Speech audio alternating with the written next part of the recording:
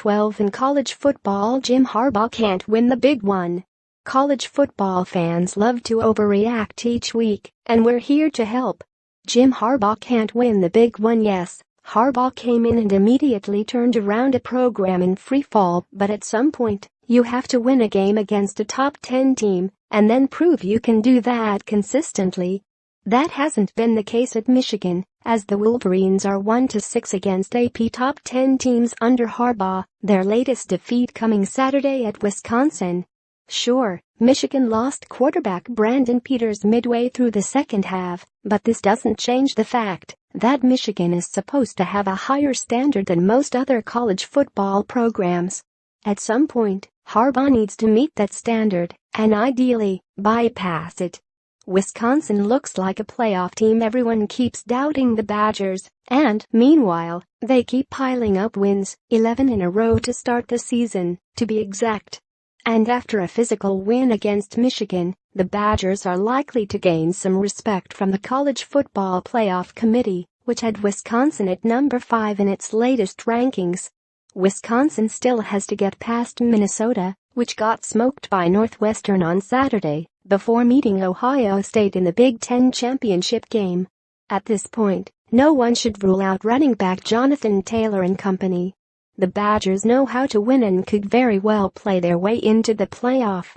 More college football's Week 12 winners and losers. More bad behavior won't slow Oklahoma QB Baker Mayfield's Heisman campaign. Big Ten, Wisconsin knocks off Michigan to stay unbeaten, still on path to playoff. Don't advance Miami to the playoff just yet. Speaking of the postseason that matters, think Miami got caught looking ahead a little bit.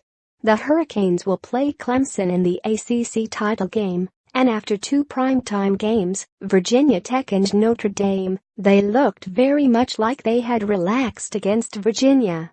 Virginia took advantage of that, jumping out to a 14-0 lead. But the Canes, with the help of their trusty turnover chain, scored the last 30 points and won 44-28. Still, start slow against teams loaded with talent that have a killer instinct, like Clemson, and you could very well be facing a bigger deficit than just 14 points. The Wizards still got it. Beware the team trying to get bowl eligible. Despite 425 passing yards from Mason Rudolph, Oklahoma State fell victim to Bill Snyder, the wizard of college football, and his Kansas State Wildcats.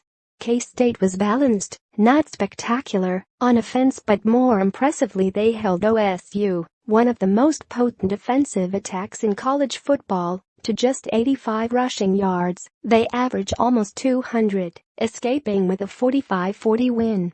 The Wildcats got bowl eligible with the victory and were up as much as 42-13 before OSU showed signs of life. If it makes Mike Gundy feel better, Cinder has been doing this to a lot of teams for a long time. Navy's Ken Niumatalolo is due for a bigger job. Yes, the midshipmen lost at Notre Dame Saturday, but man, they put up a fight. Navy outrushed the Irish 277-163, had a 25-minute advantage in time of possession, and it was a tie game going into the fourth quarter. This is bound to be a very busy hiring offseason, and another good showing on the national stage is good news for Niumatalolo, who is 83-46 overall at Navy. The midshipmen have qualified for their 10th bowl game in the last 11 seasons under his direction.